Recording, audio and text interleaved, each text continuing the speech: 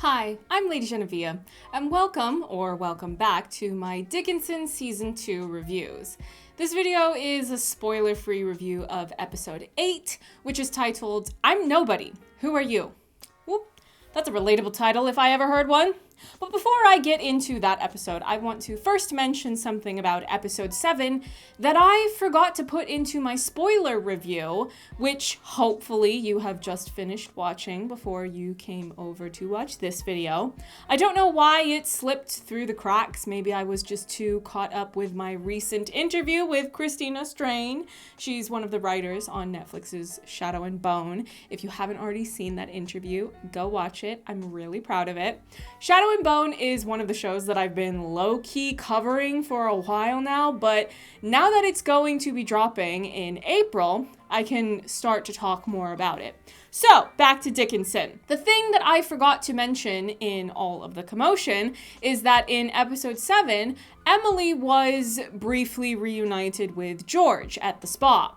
I know he was very annoying in Season 1, but it actually ended up being really nice to see him again.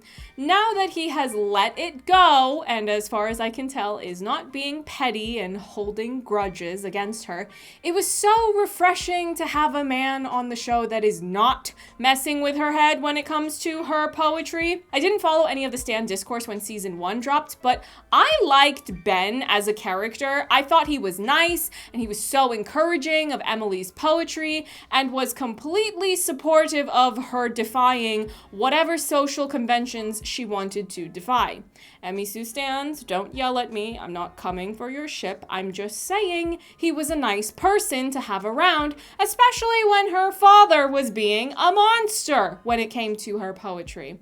I don't like Emily's father, and I never forgave him for what he did. I said what I said. It was nice for George to come around and also remind Emily that she is that girl. Lavinia was hyping her up, George was hyping her up, and even her mother was being more emotionally supportive than she usually is.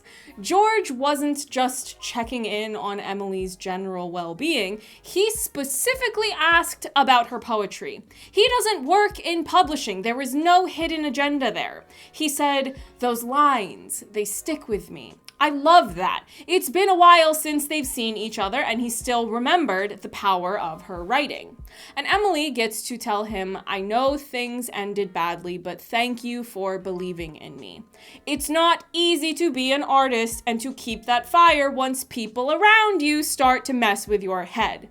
I like that she got more validation in addition to her family members, and I like that those two were able to make peace with each other. Okay, getting on to Episode 8. Since I'm making this video before the promo gets dropped, usually there are some still images that Apple releases during the week in between the last episode that aired and the next episode airing. I don't know exactly what tidbits they're going to reveal in that promo, and for this episode in particular, there are big things that are going to happen, and I don't want to give any of them away prematurely. Memorable moments from previous promo are in this episode. A lot of Dickinson stans seem to like to dig through the promo material very heavily. By process of elimination, there are only so many things left to fit into these last 3 episodes.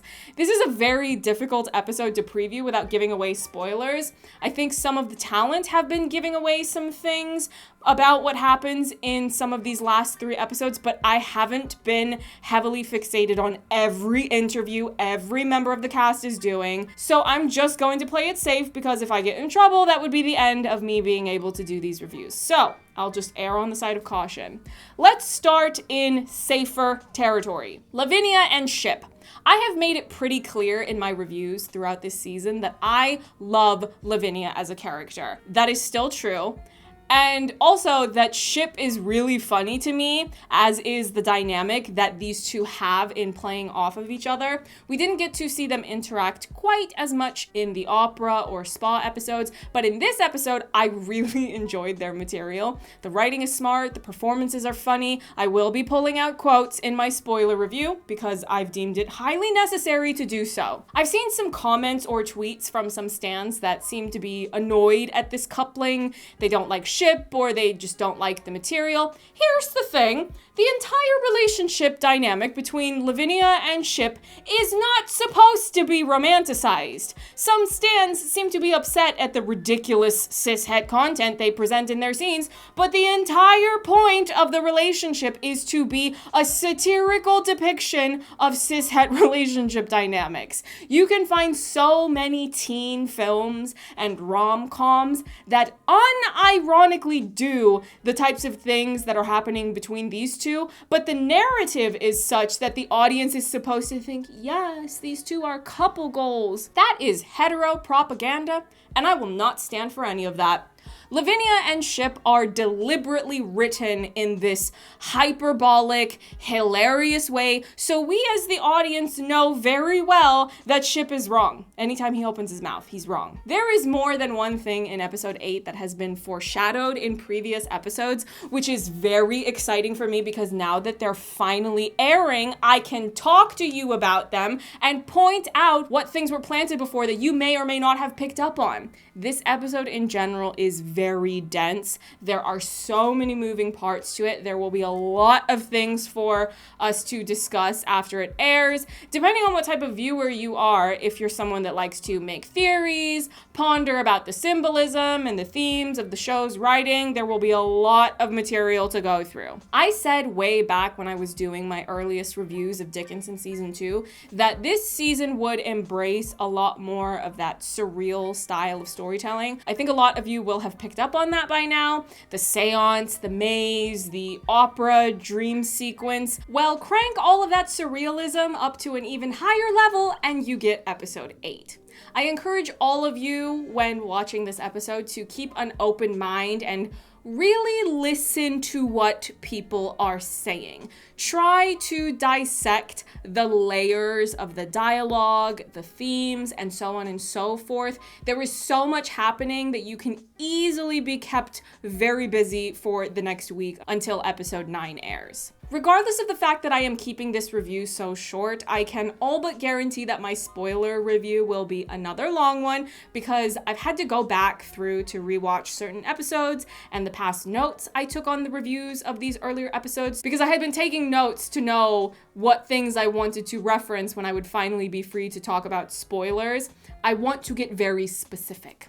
I thought about trying to pull out some of these clips to put them into my spoiler review, but I just don't have the time to go download everything. And some of these clips that I'm referencing can be a bit longer, which means that if I were to put them into the video, I would get copyright claimed or blocked. I don't know, but I just really don't want to test it right now. Also, I just really need to finish my other video essay. It's been 84 years and it has still not been published. Since I usually preview a song for the next week's episode, this week's song is called Vitamins or Vitamins, depending on where you live, by Qveen, Herby. I don't know if that's how she pronounces it. That will be linked in the description box as usual. I almost didn't share a song this week because I feel very strongly that you should experience this episode without too much revealed beforehand. It's a real treat. I don't know for sure if this is my favorite episode of the season.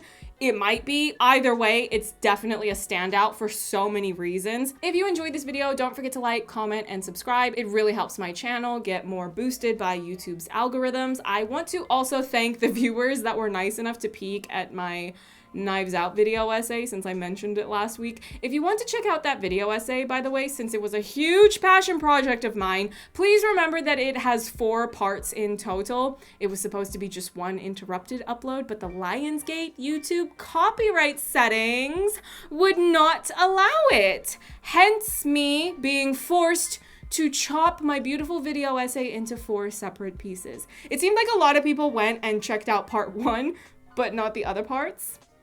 That's awkward. You can also follow my social media accounts. Everything is in the description box, and I will see you in the next one.